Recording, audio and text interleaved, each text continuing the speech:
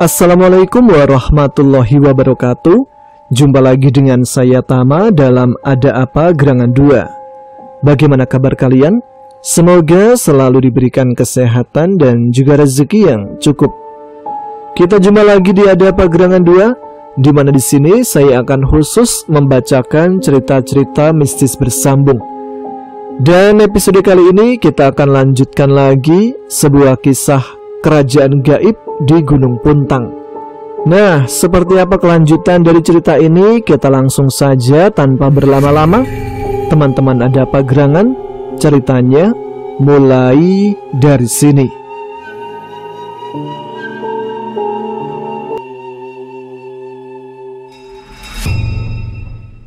Tunggu apa lagi? Ayo, sekarang kita bebaskan semua tahanan sebelum kerajaan ini hancur, ujar Tole mencoba mengalihkan perhatian dari kecurigaannya. Namun dalam hatinya, ia merasa ada sesuatu yang tidak beres dengan Ki Wangsa dan anak buahnya. Baiklah, ayo kita bebaskan mereka, sahut Ki Wangsa seolah setuju. Mereka segera bergerak menuju penjara untuk membebaskan semua tahanan. Namun, saat pintu ruangan tersebut terbuka, mereka dihadang oleh Nunung dan Hendra bersama puluhan prajurit istana. Nunung berteriak serang sambil melompat dengan gagah berani menghadang mereka. Perkelahian pun tak bisa terelakkan. Tole, Ki Wangsa dan anak buahnya segera bersiap untuk bertarung melawan Nunung, Hendra dan puluhan prajurit istana. Suara denting senjata memenuhi ruangan, sementara mantra-mantra yang terlontar dari mulut mereka menjelma menjadi pertarungan yang penuh dengan dentuman dan percikan cahaya. Tole dan Ki Wangsa mengerahkan seluruh kekuatan mereka untuk menghadapi serangan gencar dari para prajurit istana. Nunung dan Hendra memimpin dengan keberanian dan keahlian yang mengesankan, memotivasi prajurit mereka untuk bertarung dengan semangat. Tole berjuang keras melawan para prajurit dengan pusaka di tangannya.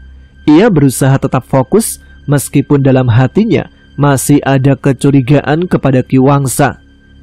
Di sisi lain, Ki Wangsa dengan ilmunya yang kuat memberikan perlawanan yang tak kalah sengit. Anak buah Ki Wangsa juga menunjukkan keberanian luar biasa. Di tengah pertarungan yang sengit, Tole melihat kesempatan untuk mendekati Nunung. Ia bergerak cepat, menghindari serangan dan meluncur ke arah Nunung dengan kecepatan yang mengagumkan. Nunung terkejut melihat keberanian Tole, namun ia tidak mundur. Keduanya terlibat dalam duel sengit. Dengan senjata mereka saling berbenturan dalam percikan api yang memukau.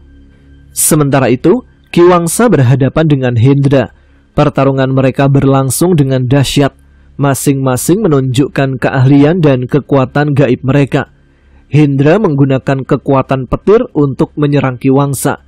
Namun Ki Wangsa berhasil menghindar dengan lincah dan membalas dengan serangan api yang mematikan. Pertarungan semakin memanas. Beberapa kali Tole membuat Nunung terhuyung terkena serangannya. Di sisi lain, Ki Wangsa dan Hendra terlibat dalam duel gaib yang penuh dengan ledakan dan kilatan cahaya. Namun, sama halnya dengan Nunung, Hendra pun tampak kesulitan mengimbangi ilmu Ki Wangsa. Dalam kekacauan, Tole menyadari bahwa mereka tak bisa terus bertarung tanpa akhir. Mereka harus menemukan cara untuk mengakhiri dan membebaskan para tahanan. Di tempat lain, setelah Pak Suro mempersilakan mereka duduk di ruang tengah rumahnya, suasana terasa penuh misteri. Dinding kayu rumah itu dihiasi dengan berbagai pusaka kuno dan lambang-lambang mistis. Di tengah ruangan, terdapat sebuah meja kecil dengan beberapa kitab tua yang tampak usang. Cahaya lentera yang redup memberikan suasana yang tenang namun penuh misteri. Setelah semua duduk, Pak Suro mulai berbicara. Kalian datang ke sini untuk apa? Aku tahu ada yang amat penting hingga kalian rela menempuh perjalanan yang penuh resiko, tanyanya dengan tatapan yang dalam. Abah Anom mengambil inisiatif menjelaskan. Suaranya bergetar. Iya, mereka kehilangan anaknya di Gunung Puntang, dan maksud kedatangan mereka adalah untuk mencari informasi dari Anda," ujar Abah Anom mengungkapkan. Pak Rusman mengangguk, wajahnya penuh kesedihan. "Iya Pak Suro, kami telah kehilangan anak-anak kami saat mereka mendaki di Gunung Puntang. Kami sudah melakukan berbagai hal untuk mencari mereka. Bahkan kami juga sudah menemui Ki Wangsa atas petunjuk penduduk di desa setempat," tambah Pak Rusman dengan nada penuh harap. "Ki Wangsa? Gegabah. Kenapa kalian ceroboh?" ujar Pak Suro dengan nada terkejut membuat jantung mereka berdebar. Semua tersentak melihat reaksi Pak Suro. Mereka merasa sangat penasaran dan cemas dengan apa sebenarnya yang membuat Pak Suro begitu terkejut. "Siapa yang telah menyarankan kalian untuk datang kepadanya? Kalian sudah tertipu oleh tipu dayanya. Kalau kalian tidak percaya padaku, sekarang kalian bisa kembali mendatangi orang yang menyarankan kalian pergi ke sana, dan kalian tidak akan menemukannya. Dia adalah anak buah Ki Wangsa yang sengaja disebar untuk mencari orang-orang yang membutuhkan pertolongan dan memberi petunjuk untuk menemuinya. Untung saja kalian masih bisa pulang dengan selamat. Kalau saja kalian tidak menemukan satu tanda pada sebuah batu, kalian pasti sudah mati seperti korban lainnya," ujar Pak Suro seolah tahu bahwa Pak Rusman dan kawan-kawan memang menemukan sebuah batu aneh yang terukir tulisan kuno. Dari mana Pak Suro tahu jika kami menemukan tulisan di sebuah batu?" tanya Pak Yudi penasaran. "Aku tidak menebaknya, tapi aku tahu jika kalian bisa keluar dengan selamat, itu berarti kalian berhasil menemukan tanda tersebut." "Memangnya ada apa dengan batu itu Pak?" tanya Barkah mengerutkan kening. "Sudahlah, nanti saja kita bercerita. Sekarang bukan saatnya." "Lalu siapa Ki Wangsa itu Pak?" tanya Barkah lagi. Pak Suro menghela nafas panjang. "Ki Wangsa bukanlah manusia. Dia adalah salah satu raja jin yang tersingkir dari kerajaannya karena gagal mengabadikan kekuasaannya. Dahulu, Ki Wangsa adalah seorang manusia sakti yang berhasil menjadi raja yang sangat berkuasa di dunia jin. Namun dia jatuh dari kekuasaannya karena tidak berhasil mendapatkan 3 orang budak manusia untuk melanggengkan kekuatannya," jawab Pak Suro mulai menjelaskan. Mereka semua terdiam mendengarkan dengan seksama. Rasa takut dan kecemasan menggelayuti hati mereka.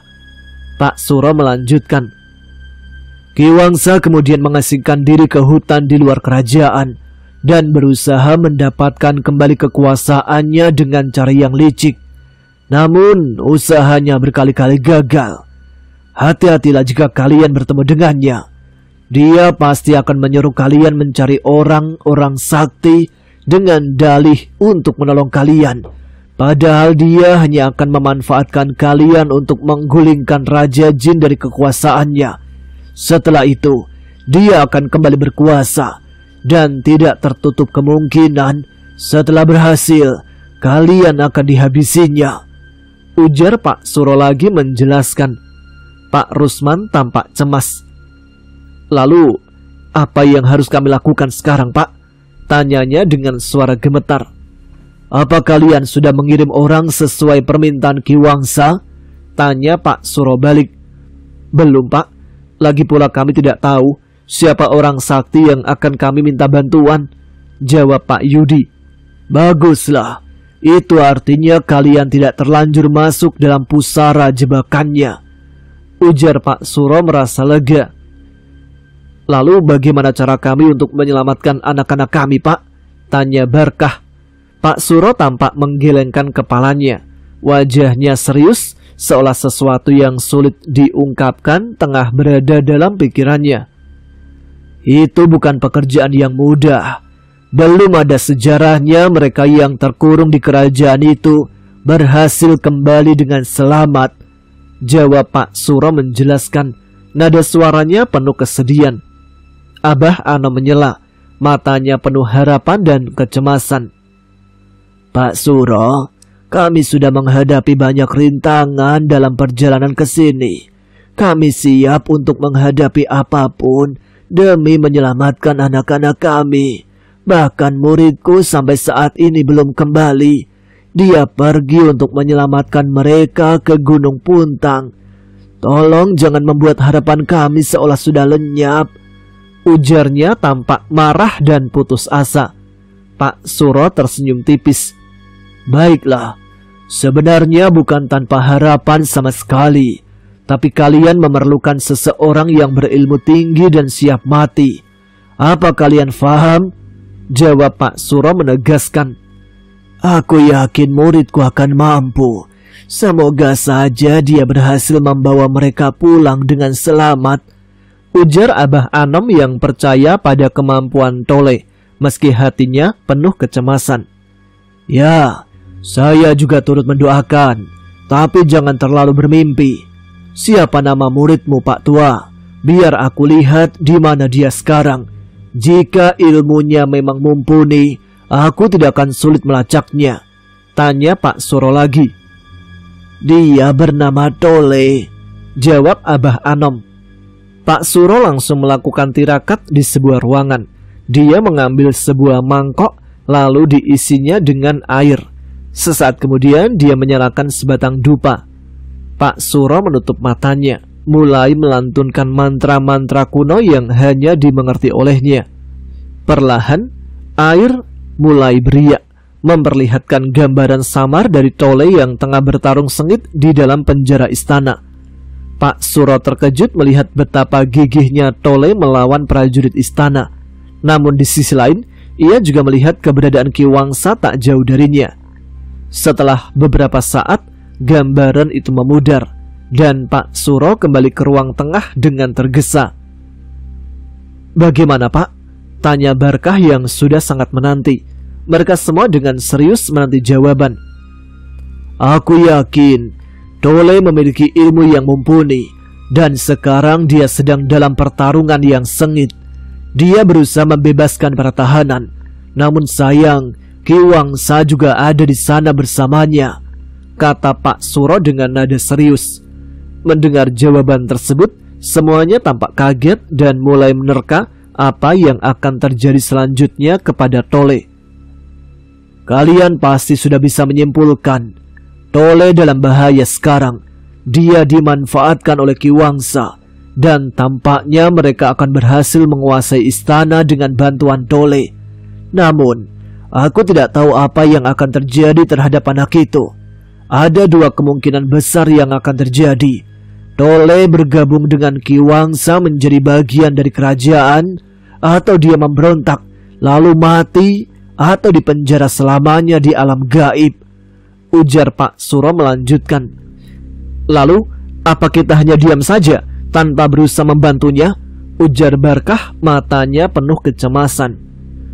Terus, siapa di antara kalian yang sanggup pergi ke sana? Tanya Pak Suro, seolah dia tahu bahwa di antara mereka tidak ada yang punya ilmu cukup tinggi, kecuali Abah Anom yang sudah sangat sepuh. Seketika mereka terdiam. Ketiganya hanya bisa saling pandang dengan wajah kebingungan, merasa bahwa mereka bukanlah siapa-siapa dan tidak punya ilmu apa-apa. Baiklah, aku saja yang akan pergi menyusulnya, ujar Abah Anom yang merasa bertanggung jawab atas nasib muridnya, meski hatinya penuh keraguan. Pak Suro menarik nafasnya. Abah sudah terlalu tua. Aku tidak tega melihatnya jika Abah harus bertarung menghadapi mereka. Sekarang tenangkanlah pikiran kalian. Bantu dia dengan doa. Aku yakin Tole sudah tahu bahwa ada yang tidak beres dengan Ki Wangsa. Ujar Pak Suro berusaha menenangkan mereka. Lalu bagaimana jika terjadi apa-apa dengannya, Pak? Seperti yang diungkapkan Bapak tadi, tanya Pak Rusman. Mungkin ini untuk pertama kali dalam hidupku. Dengan terpaksa kita akan mendatangi seseorang dan minta bantuannya. Sementara itu pertempuran di kerajaan jin terus berlangsung dengan sengit. Pasukan kerajaan yang dipimpin oleh Nunung dan Hindra memberikan perlawanan terbaiknya, sehingga kedua belah pihak bertarung dengan kekuatan penuh. Tetapi Sebagai seorang yang pernah menjadi raja yang berkuasa di kerajaan tersebut, dan dia juga mengenal mantra-mantra dalam kitab kuno itu, sehingga membuat kekuatan Ki Wangsa jelas jauh lebih unggul dibanding mereka. Bahkan Gondo saja sebagai seorang raja baru sudah berhasil ditaklukkannya, sehingga tidak sulit baginya untuk menundukkan Hendra dan Nunung. Ki Wangsa dalam pertempuran itu, ia berhasil membuat Nunung dan Hendra terhuyung dan jatuh dalam kondisi yang sangat lemah. Dia segera melesat ke arah Nunung dan Hendra yang tampak masih terlihat kepayahan. Bangunlah, sekarang raja kalian sudah mati. Dan itu artinya tidak ada gunanya kalian terus melawanku. Mulai sekarang, kalian ikutilah aku, karena akulah raja baru kalian, atau kalian akan tersiksa dalam penjara, ujar Ki Wangsa pada mereka dengan nada penuh ancaman. Seketika puluhan prajurit kerajaan langsung bersujud di hadapan Ki Wangsa. Mereka memang masih sangat mengenalnya, karena dia adalah orang yang pernah jadi raja di kerajaan tersebut. Hendra dan Nunung tampak saling pandang. Mereka terkejut mendengar bahwa Gondo sang raja telah mati di tangan mereka. Namun keduanya segera menyadari bahwa Ki Wangsa kini sudah mengambil alih kekuasaan. Dengan rasa enggan namun tanpa pilihan lain, mereka menundukkan kepala, mengakui kepemimpinan baru dari Ki Wangsa. Ki Wangsa sudah tidak sabar karena akhirnya kali ini kekuasaannya akan abadi. Tinggal menunggu satu orang lagi sebagai budaknya, dan dia berharap pada Tole atau Yuyun.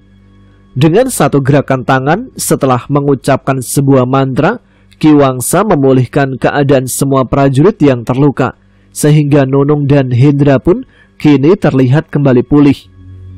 Sekarang aku perintahkan kalian untuk menangkap Tole. Bawa dia ke hadapanku, ujar Ki Wangsa memberikan perintah pertamanya sebagai raja baru. Mereka pun mengangguk dan segera pergi memimpin pasukan lain untuk menangkap Tole. Sementara Tole yang sudah berhasil menemukan lokasi tahanan, dia dengan tergesa masuk dan berniat untuk segera menemukan Yuyun. Sesampainya di dalam, dengan perlahan dia berjalan menelusuri semua pintu penjara di bawah remang cahaya lentera. Yuyun, Yun, teriaknya memanggil nama perempuan itu. Sementara itu, Yuyun terkejut mendengar samar-samar suara yang memanggilnya berkali-kali. Namun dia hanya diam karena masih merasa ketakutan untuk menjawab panggilan tersebut. Tole berteriak kembali dengan suara semakin keras. Yuyun mulai berpikir dan menyimpulkan siapa yang memanggilnya. Setelah dia merasa mantap, Yuyun pun memberanikan diri untuk merespon panggilan tersebut. "Aku di sini. Siapa itu?" teriak Yuyun menyaut panggilan itu. Tole yang mendengar suara tersebut segera bergegas sambil melihat ke sekeliling ruangan. Dia berjalan tergesa memandang setiap wajah yang terkurung dalam tahanan masing-masing. Tole terus bergerak menelusuri lorong penjara yang suram dan penuh dengan jeritan penderitaan. Beberapa saat kemudian, ia akhirnya menemukan sel tempat Yuyun dikurung. Wajah Yuyun terlihat pucat dan penuh ketakutan. Tubuhnya lemah dengan sejumlah luka yang hampir membusuk, dan bau menyengat melekat di tubuhnya. Namun matanya masih memancarkan harapan. Dengan pakaian yang sudah robek-robek di mana-mana akibat perbuatan dari Gondo, dia berusaha berdiri. "Yuyun, aku di sini, Yun. Aku akan membebaskanmu," seru Tole dengan suara penuh tekad. "Tole, apakah ini benar-benar nyata?" "Iya, ini aku, Yun. Tole murid Abah Anom, sama sepertimu," jawab Tole berusaha meyakinkannya. "Kenapa Kak Tole di sini?" tanya Yuyun dengan wajah kebingungan. "Nanti saja kita bicara.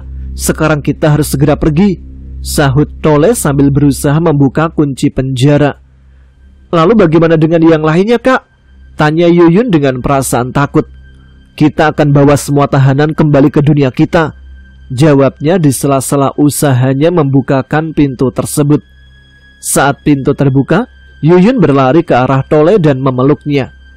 Tole pun bermaksud mengamankan Yuyun ke tempat yang lebih aman. Kemudian dia berniat akan kembali untuk membebaskan semua tahanan. Yuyun yang sedang berada di pangkuan Tole, dia tampak menatap Tole dengan mata yang memancarkan harapan. Dia benar tidak menyangka jika akhirnya dia akan segera kembali lagi ke dunianya. Namun, sebelum mereka bisa melangkah keluar, terdengar suara gemuruh dari langkah kaki yang tergesa mendekat. Tole dan Yuyun saling berpandangan. Mereka tahu bahwa waktu mereka sangat terbatas. Tiba-tiba suara langkah kaki yang tergesa-gesa terdengar semakin mendekat. Tole menghentikan langkahnya dan bersembunyi. Namun, nasib tak berpihak pada mereka. Di ujung lorong tersebut, Nunung dan Hendra bersama beberapa prajurit telah menunggu. Mereka mengepung Tole dan Yuyun dengan wajah bengis mengerikan. Mereka? Kemana Ki Wangsa dan yang lainnya? Apa mungkin mereka telah mati terbunuh? Gumam Tole menerka-nerka. Tole pun keluar dari persembunyian lalu menatap tajam ke arah Nunung dan Hendra dengan penuh kebencian. Kalian telah mengkhianati Yuyun dan dunia kalian sendiri. Bagaimana kalian bisa berdamai dengan hati nurani kalian? Bentak Tole dengan berani. Hendra menggelengkan kepala. Ini bukan tentang hati nurani lagi, Tole.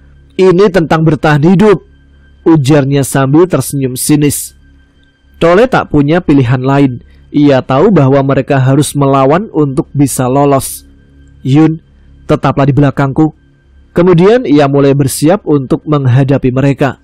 Pertarungan pun tak terhindarkan. Tole melawan dengan segala kekuatan yang tersisa, sementara Yuyun berusaha mencari celah untuk melarikan diri. Meskipun dalam keadaan yang terdesak, namun Tole berkali-kali bangkit dan terus melawan dengan gigih. Tole mencoba mengerahkan semua kekuatannya, namun jumlah lawan yang terlalu banyak membuatnya kewalahan. Ia terpaksa mundur selangkah demi selangkah, mencoba mencari celah untuk meloloskan diri. Tapi Hendra dan Nunung dengan kecepatan dan kekuatan mereka berhasil mendesak Tole hingga ke titik di mana ia tak bisa lagi melarikan diri. Dalam satu momen yang menentukan, Nunung berhasil memukul tubuh Tole hingga dia hampir terjengkang. Dan seketika, para prajurit kerajaan menyerangnya dengan membabi buta. Tubuh Tole pun tergeletak lemah dengan bersimbah darah. Mereka dengan cepat menahannya dengan kuat. Tole mencoba melawan dengan sisa tenaganya, tapi usahanya sia-sia. Tangkap dan ikat mereka, perintah Nunung. Para prajurit dengan kasar mengikat Tole dan Yuyun, lalu menyeret mereka kembali ke ruangan Ki Wangsa. Akhirnya kau tertangkap, Tole, ujar Nunung dengan nada puas. Tanpa berpikir lama, beberapa orang prajurit istana dengan kejam menyeret tubuh Tole yang lemah dan penuh darah, membawanya dengan paksa menghadap Ki Wangsa. Sesampainya di ruangan Ki Wangsa, para prajurit yang dipimpin Nunung dan Hendra datang mendorong tubuh Tole dan Yuyun dengan keras. Mereka dilemparkan ke lantai dengan kasar. Ki Wangsa menatap mereka dengan senyum penuh keangkuhan. Dia dengan senyum bahagia melihat Tole yang sudah berhasil ditaklukkan. Akhirnya kau tertangkap juga, ujar Ki Wangsa tertawa. Tole berusaha bangkit dengan sisa tenaganya, namun ditendang keras oleh salah satu prajurit hingga kembali jatuh ke tanah. Tole, Yuyun, aku berikan kalian kesempatan terakhir.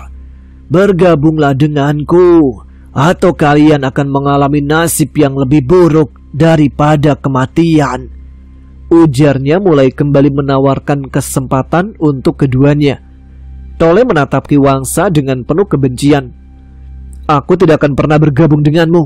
Jangan terlalu berharap, kau akan kecewa, sahut Tole dengan penuh keberanian. Ki Wangsa hanya tertawa kecil. Baiklah kalau itu pilihanmu. Ia mengangkat tangannya dan mengucapkan mantra kuno. Tiba-tiba, salah satu sisi dinding ruangan tersebut terbuka, memperlihatkan ruang penyiksaan yang lebih mengerikan. Di dalamnya terdapat alat-alat penyiksaan yang tak terbayangkan kejamnya. Yuyun, kau akan menyaksikan dia menderita. Dan setelah itu giliranmu, ujar Ki Wangsa dengan senyum sadis. Berpikirlah sebelum semua terlambat, ujarnya lagi, masih berharap keduanya akan berubah pikiran. Tidak, bentak Yuyun dengan tegas. Ki Wangsa bangkit dari kursinya. Dengan senyum penuh keangkuhan, dia berjalan menghampiri tubuh Tole yang penuh luka. Tole dan Yuyun hanya bisa menatap dengan penuh kebencian saat Ki Wangsa mendekatinya. Kau telah mengkhianatiku, Wangsa, ucapnya dengan suara lemah, namun dengan nada yang penuh kemarahan. Ki Wangsa tertawa kecil. Aku hanya mengambil kembali apa yang harusnya menjadi milikku. Dan sekarang tidak ada lagi yang bisa menghalangiku, termasuk kamu. Tapi jika kau mau jadi bagian dari kerajaan ini, aku akan menjadikanmu sebagai orang pertamaku. Dan jika sebaliknya, maka kau hanya akan menghabiskan sisa hidupmu di dalam penyiksaan. Ujarnya dengan penuh kesombongan. Namun dia sangat berharap Tole mau menerimanya. Tidak, aku akan memastikan kau mendapatkan hukuman yang setimpal. Aku tidak akan menyerah begitu saja, Wangsa, timpal Tole dengan penuh keberanian. Aku tahu kau punya ilmu yang tinggi, tapi kau tidak akan mampu mengalahkan kami, apalagi bermimpi untuk menghukumku. Jika itu maumu, kita lihat seberapa kuat kau sekarang, Tole, ujar Ki Wangsa sambil menatap tajam ke arah Tole. Kurung dan siksa dia, agar dia tahu bagaimana akibatnya membangkang perintahku, perintah Ki Wangsa pada para prajuritnya. Mereka pun langsung menyeret kembali tubuh Tole dan Yuyun, membawanya ke tahanan bawah tanah yang jauh lebih mengerikan. Tole dan Yuyun digelandang dengan pengawalan yang ketat, sementara Ki Wangsa mengikuti mereka dari belakang. Sementara itu, Abah Anom beserta Pak Rusman dan yang lain, mereka masih berada di desa Pangarung untuk menunggu hasil penerawangan Pak Suro yang sedang melakukan tirakat untuk membantu mereka. Dan ketika malam hampir tiba, Pak Suro tampak kembali keluar dan menghampiri mereka. Bah Anom dan yang lain tampak sudah tidak sabar ingin segera mengetahui apa yang akan dikatakan oleh Pak Suro. Sepertinya kecurigaanku menjadi kenyataan. Ki Wangsa kembali berkuasa di kerajaan itu. Kita harus menolong Tole. Dia dalam bahaya, ujarnya sesaat setelah duduk di antara mereka. Lalu, apa yang bisa kami perbuat sekarang, Pak? Tanya Pak Rusman terlihat sangat cemas. Kalian pulanglah. Biar aku dan Abah Anom yang akan mengurus semuanya. Tapi aku tidak menjanjikan keberhasilan. Maksudnya, kami hanya bisa menunggu tanpa bisa membantu? Tanya Pak Yudi. Berdoalah untuk keselamatan mereka. Semoga kami bisa membawa mereka pulang dengan selamat, meskipun sangat tipis, jawab Pak Suro. Dalam situasi genting seperti ini, kepercayaan dan harapan menjadi satu-satunya pegangan. Abah Anom dan yang lain menerima instruksi Pak Suro dengan hati yang berat, namun penuh kepercayaan. Tapi Pak, mana mungkin kami pulang tanpa Abah? Kami tidak sanggup menempuh perjalanan yang sangat mengerikan, apalagi di malam hari, ujar Barkah yang tampak panik. Dia merasa sangat tidak sanggup jika harus pulang tanpa Abah Anom. Tenang saja, kita akan pergi bersama. Saya dan Abah Anom juga akan pergi ke Dusun Kelampis. Sekarang kita sholat dulu. Setelah itu kita akan berangkat. Setelah melakukan sholat maghrib berjamaah, akhirnya mereka pun berangkat sebelum waktu Isya menjelang. Perjalanan pulang mereka penuh dengan ketegangan dan kekhawatiran. Mereka berdoa dalam hati agar perlindungan Tuhan senantiasa menyertai ikhtiar mereka. Hingga akhirnya tiba saatnya perpisahan. Suasana hati mereka campur aduk. Mereka tak bisa melupakan rasa cemas yang membayangi. Baiklah, kalian pulanglah dan ingat, jangan percaya kepada siapapun. Tunggulah kami pulang dan membawa berita, ujar Pak Suro yang akan segera berbelok menuju dusun Kelampis. Baik Pak, kami mohon pamit. Abah, hati-hati bah, ujar Pak Rusman sambil menyalami keduanya.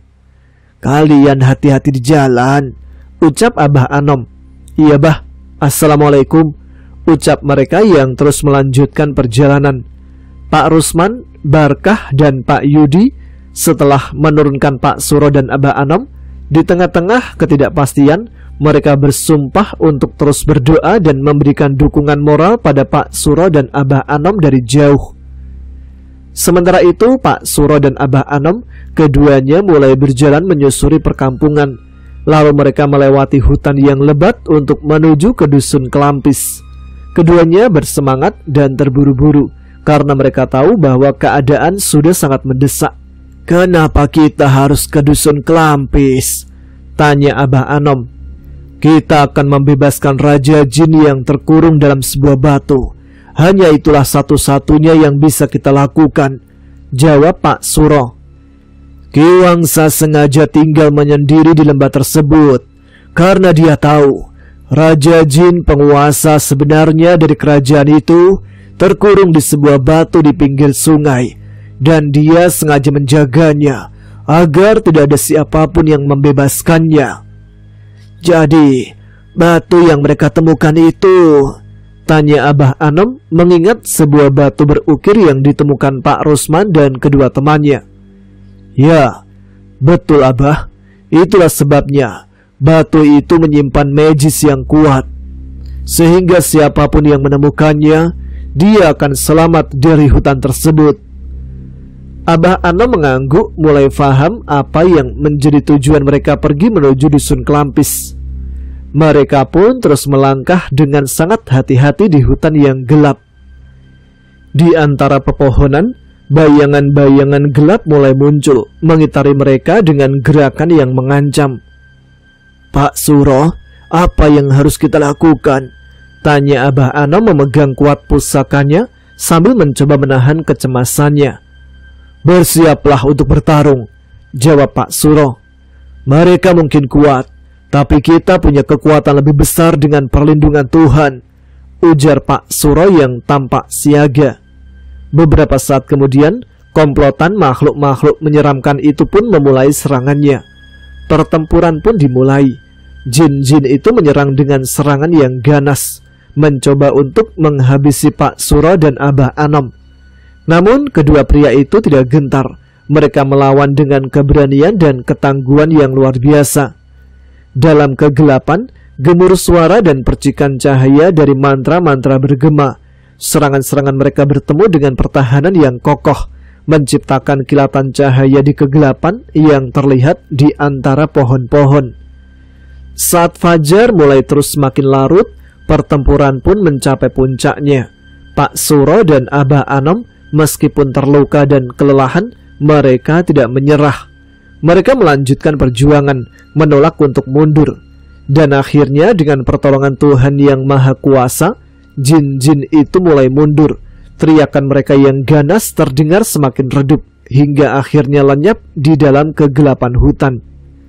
Sementara Ki Wangsa bersama para petinggi kerajaan yang masih berada di ruang singgasana, dia merasa gusar dengan kebuntuan dengan rencana yang tidak kunjung terpecahkan. Dia harus mendapatkan 1 atau 2 budak lagi untuk melanggengkan kekuasaannya. Namun tiba-tiba, suasana menjadi riuh karena seorang prajurit kerajaan datang tanpa permisi dengan nafas yang tersengal-sengal. Mohon ampun Paduka, ucapnya seraya langsung bersujud kemudian bangkit berdiri di atas kedua lututnya. Ada apa? Tanya Ki Wangsa terlihat serius dengan kening yang berkerut. Itu, Raja Brajakrama Raja, ujarnya terdengar gugup di sela-sela nafasnya yang sesak. Tenangkan dirimu, bicaralah yang benar, bentak Ki Wangsa dengan bengis. Seseorang membebaskannya Raja, ujar salah satu penjaga batu misterius itu. Kurang ajar, teriak Ki Wangsa tampak murka.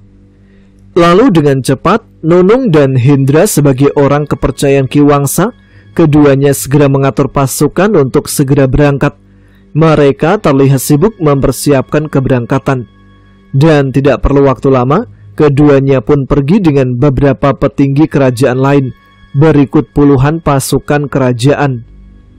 Sementara itu, perjalanan Abah Anom dan Pak Suro melalui hutan yang sunyi dan gelap menjadi semakin sulit dengan setiap langkah yang mereka ambil.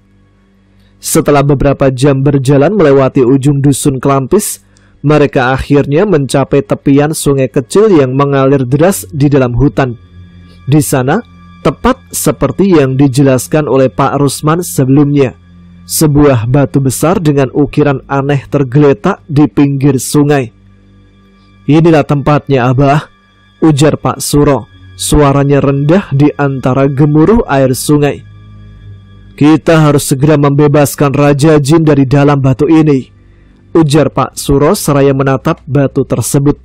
Abah Anom mengangguk, matanya penuh dengan ketegasan. "Saya akan melakukan pembukaan kunci untuk membebaskannya.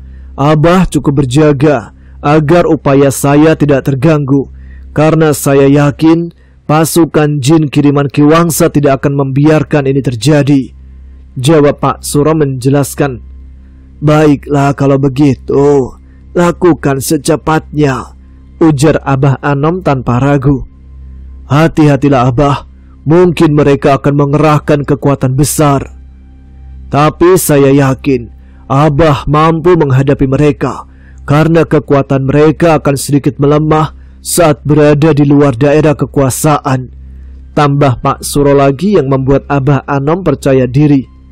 Setelah mematangkan persiapan, tanpa ragu lagi Pak Suro langsung mengeluarkan pusakanya dan mulai mengucapkan mantra-mantra kuno sebagai awal upayanya membebaskan Raja Jin.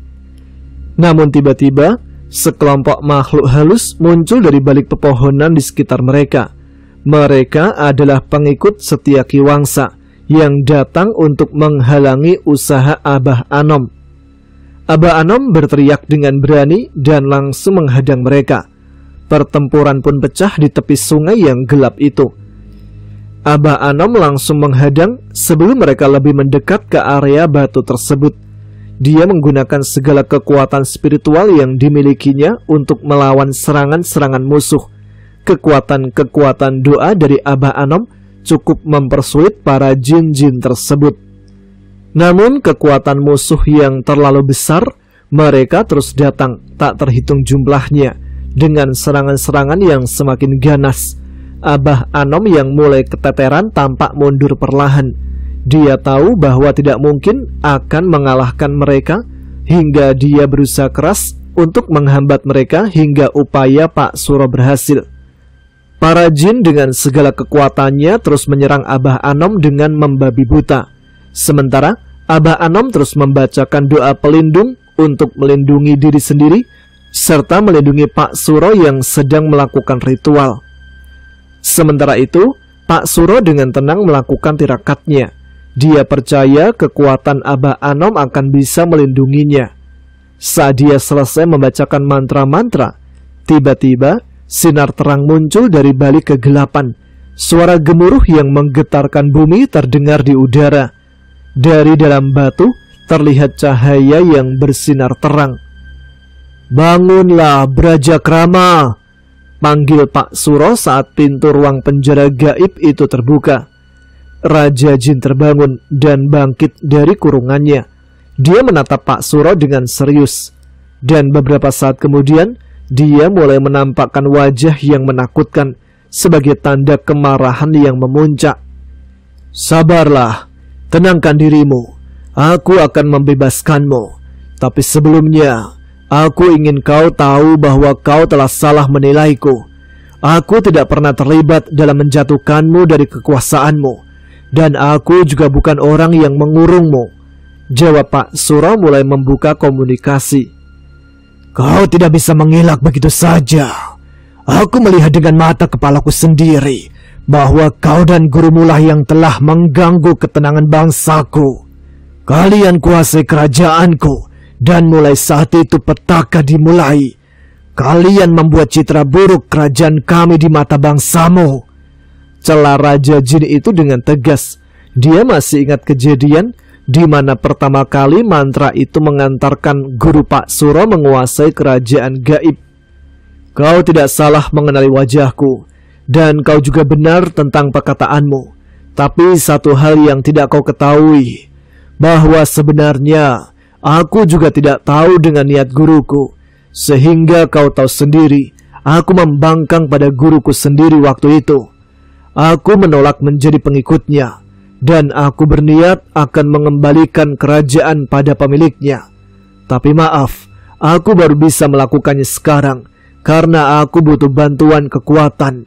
Dan aku sengaja datang kemari untuk membebaskanmu, supaya bisa bersama-sama mengambil alih kerajaanmu, jawab Pak Suro menjelaskan. Raja Brajakrama pun tampak terdiam. Dia berpikir dan menimbang untuk percaya atau tidak. Namun dia merasa jika dirinya kini hanya punya modal dirinya sendiri tanpa pasukan dan kekuatan. Kekuatan kita akan cukup besar jika disatukan. Dan kita juga punya orang yang berilmu tinggi di penjara kerajaanmu.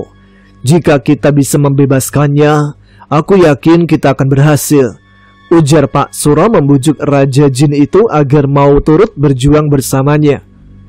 Raja Brajakrama mengangguk, memperhatikan kata-kata Pak Suro dengan serius. Setelah sekian lama terkurung, dia merasa ada semacam panggilan untuk bangkit kembali. Keyakinan Pak Suro yang begitu kuat dan tekad yang tak tergoyahkan memberinya semangat baru. Dia pun bersedia bergabung. Aku, Brajakrama, akan menuntut balas dan mengambil alih kerajaanku kembali.